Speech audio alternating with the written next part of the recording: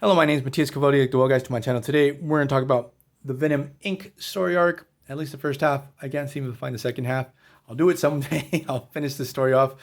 But it's just a lot of fun to see Spider-Man have to deal with symbiotes. This takes place in the Amazing Spider-Man series. It's written by Dan Slott and Mike Costa. Fantastic art by Ryan Stegman and Gerardo Sandoval. So I had stopped reading Spider-Man for a while. This comes out in 2018. I stopped reading around at the end of Superior Spider-Man. Story that I really loved, but for some reason I sort of got burned out with Spider-Man. Jumped back in right around this time. This actually was the first story I read. Getting back into Spidey, I found it pretty enjoyable, even though there's one thing that happens in the story that it's not explained why it happens. It just happens. You sort of have to roll with it. I'm not sure if it's established previously. There's a lot of stuff that I don't understand what the hell's going on because I wasn't reading this story up until this point. So we start off with this story. We got Maniac. She's in Philadelphia taking down criminals. Got the Venom symbiote, at least a portion of the Venom symbiote.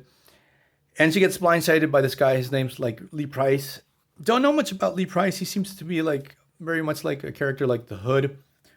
He's an up-and-comer. He wants to be the head of a crime syndicate. And he used to have the Venom symbiote. He lost it. Don't know what the hell happened. Eddie Brock has the symbiote now.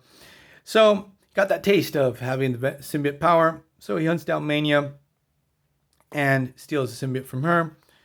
We cut to Spidey having to deal with Black Cat. During this time, Black Cat had become a villain, but she's going to start her transition back into being a hero again. She's also the head of another criminal syndicate. So Spidey's trying to stop Black Cat, Tumbler, and this guy, I think is Ringer, his name, from stealing fine art. So we get a brief battle between Spider-Man and Black Cat. Black Cat's able to pull a fast one on Spidey, is able to escape. Then we cut to Peter Parker chatting with Flash Thompson. So what's going to happen is we're going to have Flash and Eddie fight over the symbiote in the story. It's a lot of fun. I find it pretty enjoyable because the symbiote's really divided who he wants to be with. He loved both characters as his hosts. We got to I was gonna say Brian Braddock for some reason. Captain Britain. No, Eddie Brock. Eddie Brock as Venom. He's hunting down bad guys, doing the superhero thing, but he's really having issues controlling the symbiote. Symbiotes getting really moody. For some reason, again, I wasn't reading the series up until this moment. Eddie Brock is working with a scientist in Alchemax. Something's wrong with the symbiote and his connection with it. This scientist is also working on the Anti-Venom serum. Not sure why. He has these two gigantic vats of the Anti-Venom serum. So Flash Thompson is trying to investigate what the hell is up with Eddie Brock and the Venom symbiote. He actually wants to save the Venom symbiote. Here we have that moment where the symbiote doesn't know who he wants to be. A messed up soap opera. So the symbiote's trying to take both, and it's just a mess. Spidey's trying to help and save Flash Thompson. And what Spidey does is turn over one of these anti-venom bats that, again, I don't understand what the hell the scientist was doing with so much.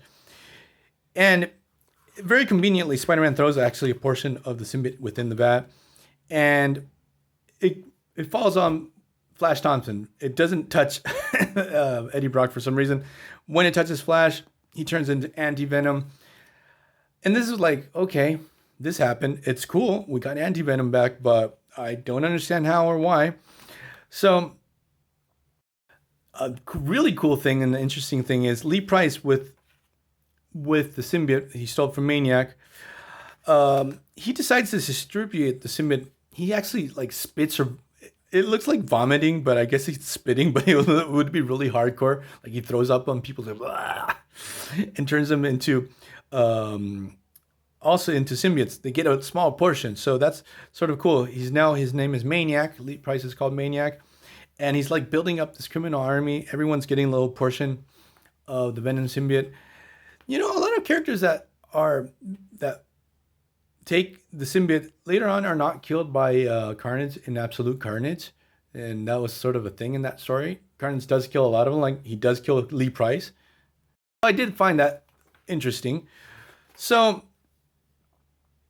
Agent Anti-Venom, who looks really cool, is actually to take down. He takes down Eddie Brock. He takes the Venom symbiote. He's like, look, the Venom symbiote needs something better than you. Take it away. Like, but the thing is, like, he's trying to save the Venom symbiote, but touching it really hurts him. So, Flash Thompson, who really loves the symbiote, is like, look, I have to see what I have to do. I have to find a better place for you. You deserve better.